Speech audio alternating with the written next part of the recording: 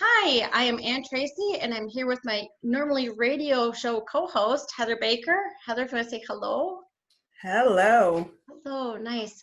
And we are here. We're kind of off the air, as most folks know, because of coronavirus. That's going to be the answer that all of us have for a long time, for many years, because of coronavirus. It's going to be the reason for many things. But we have revived because we have something kind of exciting to talk about, an event that's kind of just exciting to talk about, and news. Exciting isn't the right word, about a friend that we had on the radio show in February. So I'm here with Gambler's Daughter, with Jessa Roquet. Say hello. Hello, everyone. Hi, and just the last time we had you on, mid-February, and you had just released an album. Yes. And I remember you saying, saying you just spent a year in transition, and then smack dab, you walk into a lot more transition for 2020 than even most of us have walked into. So I wonder if we can just tell us a little bit about what's going on with you. Yeah, so when we had talked last time, I just released Serotinous Skin, which was very exciting, and I'm so unbelievably thankful that happened when it did, because that was February 8th, and it was March 2nd. I went in, I just finished my taxes. I was proud of myself, but I'd been in pain for 24 hours, and I took myself into the hospital thinking I had appendicitis. And so instead, they discovered 2 tumors in my liver and then some abnormal lymph nodes. And so I spent basically half of the month of March having the whole month of March practically, doing every kind of test that they possibly could, trying to figure out the source of the tumors. On March 12th, I was diagnosed with cancer. I'm not going to even say the long words. No. So it was liver bile duct cancer is what they first diagnosed me with, and stage 4. So March 12th was literally like the day everything blew up. It was the 13th, like everything shut down with COVID-19. And so that was the last time I was able to go to the hospital with someone with me. Which is hard. It's hard to absorb all this new information without someone. But Right. So since then, my life has been trying to figure out how to navigate having stage 4 cancer.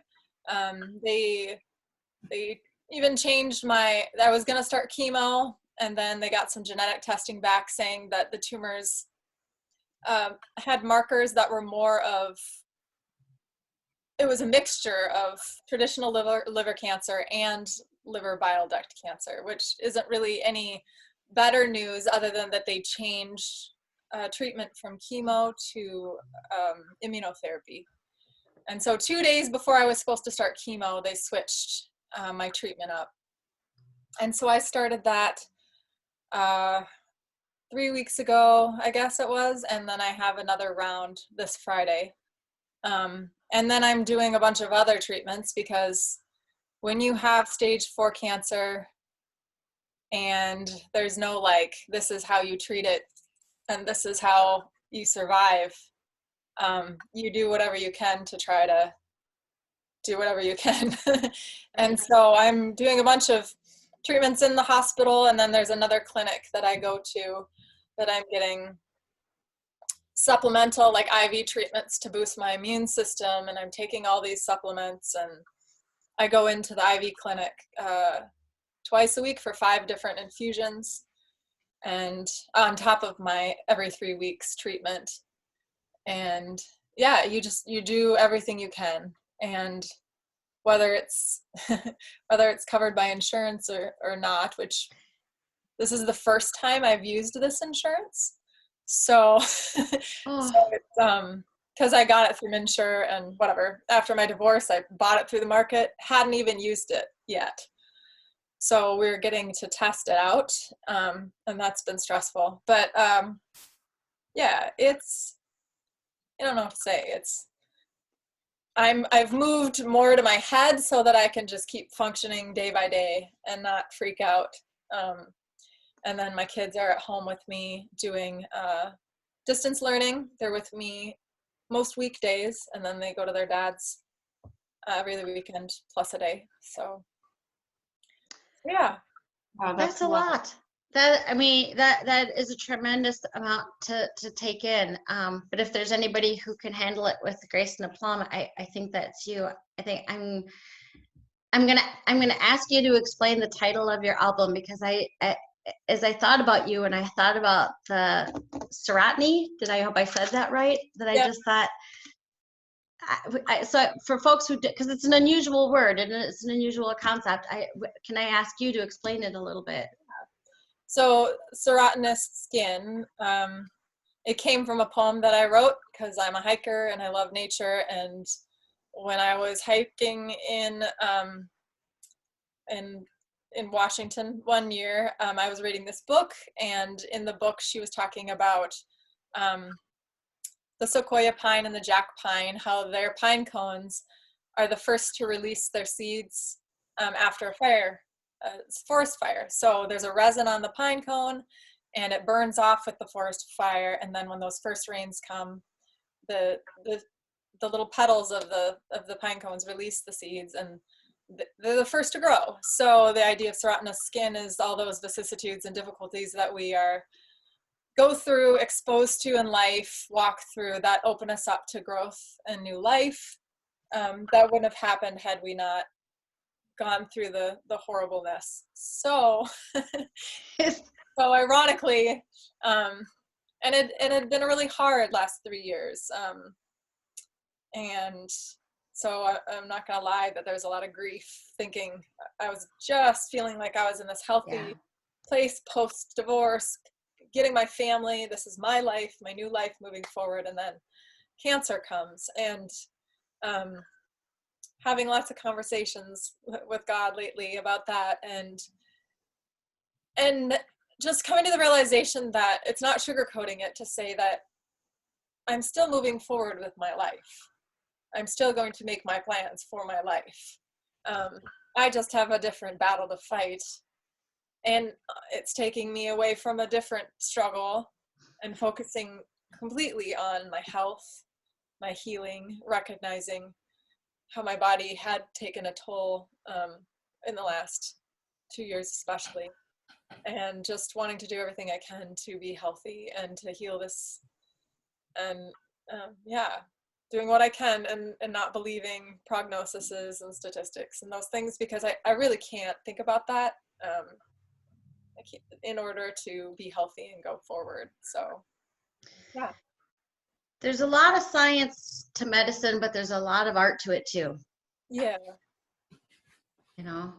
Yeah. So I think now is probably a good time. I mean, I have to say, I hadn't really thought about, of course, you have to go to all of these appointments by yourself, which I had a friend who had cancer when I was much younger, and I went to a lot of the treatments with her.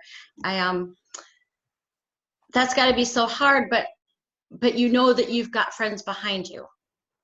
Yeah. And that's kind of my segue to asking, we've got 3 other people on the call, in the Zoom call here. If I can ask you folks to introduce yourselves and talk a little bit about your reaction to this and what we've got moving forward. Maybe My name is Priscilla Conway, and I have been a friend of Jessa's for well over a decade. And I know Jessa's heart pretty well, and I know sort of what music means to her and to me, and sort of what our patterns are together as friends. And when I learned of her being diagnosed with cancer, I just thought, how can I meet Jessa's heart the best? And how can I bring like good out of this for her to know that she is loved? And so I reached out to a couple local musicians that I knew that knew Jessa, and said, hey, can we do something, some sort of benefit concert, something? I'm willing to do anything for it, and everything for it. And they're like, you know what? There's already some people talking about it. So we all kind of merged together, and then it kind of took off, and it's pretty awesome and exciting. And I know that Jessa will definitely feel the love that day and for probably several days and weeks and months after that. And we just really hope that people can tune in and support Jessa financially, because her health insurance doesn't cover everything. And like she said, she wants to do everything, and who wouldn't? Everything she can to preserve her life. And we should point out that she has 3 beautiful daughters who are looking at their mom too. And so we're going to fight for Jessa any way we can. That's good. And I'm leaving it open for the other Priscilla B, or for Andriana, if either of you have something you want to say. Yeah, I'm Andriana, and yeah, it was good getting hooked up with Priscilla Conway, and Annie Mac was the other one. You two kind of pushed ahead with this fundraiser idea, and I can't remember how I got brought back into the loop, but I had kind of, right before all this COVID stuff happened, there's a group on Facebook, and I had just kind of put out there wanting to do a Mother's Day, or a show for Mother's Day, the weekend of, and some kind of benefit for, mothers, children, something like that. And it had just so happened that I couldn't get a venue because it was kind of short notice, and then everything got shut down anyway. And then Jessa's diagnosis came out, which just broke my heart. And I mean, I don't know Jessa super, super well. We've met, man, I don't remember how many years ago now, through the singer-songwriter challenge, right? Well, there was that, but you booked me at Lee's. Yes, and that. Yep. Ages ago. Yeah. Yep. Yeah. So yeah, we've known each other musically, and so to just to have this virtual festival come to fruition and benefit and help someone that I know in the community just really seemed like, unfortunate serendipitousness, with the diagnosis. But I was really happy to be able to step in and rope in a lot of other singer-songwriters that we all know in the cities, and everyone was really, really excited to step up and lend their talents for this. So I'm grateful for that. And there are 28 artists, right? Yes. Yeah, Yep. It's going to be a fantastic day. Yeah. Well, I'm going to stop. I was telling folks before, I have my special effects to remind people tell people when this is. So this is the Going Live with Love, and it'll be Saturday, May 9th from 11 a.m. to 6 p.m. Yes. And Facebook is primarily where folks can see this? Yep, it'll be going on Facebook Live, and there's a group that is titled Going Live with Love, Songs of Support for Jessa Roquet. So people can just either get added to the group, or they can search for it because it's public. So that will be the platform that people will be going live off of. So trying to figure out which platform to host this off of was kind of a pick your own adventure, and kind of what everybody has available. And I am really not super tech savvy, so it's just kind of like, well, let's roll with this, and hopefully it works out. So, and I will make sure wherever I post this interview that I will have in writing someplace the address for the Facebook event. But also there are opportunities to donate to the medical expenses, and I don't know those off the top of my head. If somebody else does, as I said, I will have them in writing wherever I post this. But I know, Jessa, you're on Venmo. Yeah, I have a GoFundMe page, and people can send me via Venmo too. And I have a carrying bridge that links to the GoFundMe as well. So it's kind of choose your own adventure. But I think all of the posters and everything have my GoFundMe on them, or my Venmo, right? Yeah, It's kind of like one of those things, GoFundMe, whatever, there's a fee or whatever, so people can do whatever they want. And we just want to make sure that, like, Carrying Bridge as much as we want people to also support Caring Bridge, oftentimes when you donate on Caring Bridge, you're actually donating your money to the Caring Bridge site, not to Jessa. And so we encourage people to use GoFundMe or Venmo just so that the money goes where they want it to go. If they want to support Caring Bridge, by all means, do that for sure. But if it's Jessa that you're wanting to support, GoFundMe or Venmo is probably a better guarantee that she gets your money. Does That's the wonderful. GoFundMe, oh, sorry, Priscilla. Does No, the I Go, was just saying that's wonderful information. I didn't know that. Thank you. There's like so it's Caring Bridge just gives you an opportunity to donate to support Caring Bridge, which is an awesome thing. But there Yeah. are people who were donating through my Caring Bridge site, thinking they were donating to my GoFundMe, and they meant for it to go to my GoFundMe, and they didn't click through. And so just to eliminate that confusion, my story is still on Caring Bridge. The GoFundMe is a separate page, and then there's always Venmo, and 100% is going towards, everything's going to medical costs. every single thing. So far I've been thankful for what I've received, because it really has had a special credit card bill last month, and I was able to pay off my credit card bill, so that was excellent.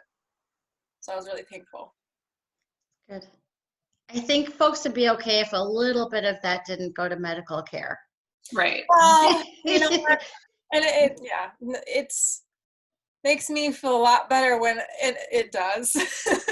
I mean, it's just I'm scatterbrained when it comes to whatever. It's easy to be like, this goes to this, and that's what I need. That's my biggest.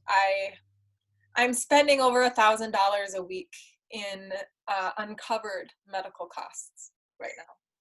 So, One thing I think a lot of people don't realize when they are donating money to people who are suffering and dealing with cancer and other ailments is that not only do you need your medical expenses covered, but also you need to be able to eat healthy food and everything like that too, Yeah. So I think everybody would be really okay with you taking care of yourself in any way you need to.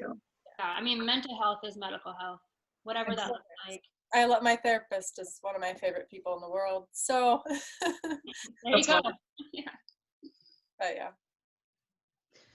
Well, and happy kids is good mental health too. Yeah. It's so holistic that whatever you can do to keep yourself happy does keep you healthy. Yeah. So I think that there is a And lot of room. I felt really loved and supported, and when Annie, because I didn't know this was going on, and Annie called me on the way back from the clinic one day, and she was all excited and didn't tell me that much, but she hinted, and I start crying in the car. I'm like, why did you call me right now? I'm trying to drive, and I drive a stick shift, and I have an IV wrapped in my arm. See, these are the memories and the things you will share for generations. yeah. Right. It's too bad Annie couldn't make it tonight. I know. She's very excited. Her Facebook Live was really awesome. I loved it, talking about it. So yeah, I appreciated that. Well, it's fantastic, and it's a fantastic gift for you women to give to Jessa, but it's also fantastic that you share that opportunity with the rest of us who would also like to support Jessa. Because they said, especially at a time when we can't reach out and hug each other. Yeah. And I have to say, this is one of the. I mean, there are obviously a lot of people who've moved their shows. You can see online shows now almost all the time. This is one of the few that I've been really excited to take apart. Think, okay, I'm gonna set my calendar, what is it? My sense of time is completely gone now, but I'm gonna make sure that I'm able to see that. And you have an amazing lineup.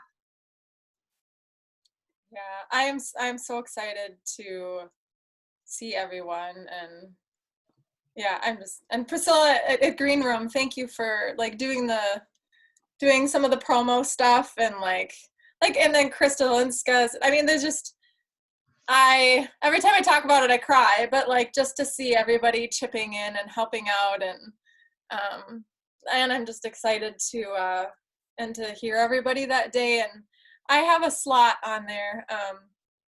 And my treatment actually has been messing with my voice. So my lower registers are there, but my upper registers have been like a little bit like I'm recovering from laryngitis. So we'll see how I'm doing. But my plan is to be able to share a little bit at the end too. So that might turn into a sing-along if you're having trouble with it. You know, that'd be pretty awesome. I'll just lower everything by 2 octaves. We'll be good. We could just have a debate. What, you know, which song would we like to hear you play? You know. Yeah, gosh, I have a new song that I want to share, but we'll see. Awesome. Yeah. And can I give a shout out too to Bircher Films for donating their time and resources to create that video for us to promote the event too. Yeah. Alec Bircher, and within a second was like, absolutely. And he returned that to me like the next day, just getting it done, open for edits and willing to work with us all for free. So that was pretty awesome. Fantastic. It turned out really lovely. It's a great video. It's really captivating. Yeah, I was super impressed. Like his turnaround time was like nothing. And I was like, wow, this is a really awesome product. So yeah, that was fantastic. And also that is what we'll end on. We'll end on that video because it really is. It's a there. I would tempted to say who all is playing, but when you've got 28 musicians, that would take up all of our time. And I love the format that really is 28 musicians with kind of 15-minute sets each. Yep. Just, I mean, people have a short attention span and there's a lot going on. So it was just kind of like, hopefully with a diverse lineup of people, you know, we can just get as many eyes and ears on at least one, you know, a few sections or people performing throughout the day, and everyone can, you know, rally their own fan base for a little support and help.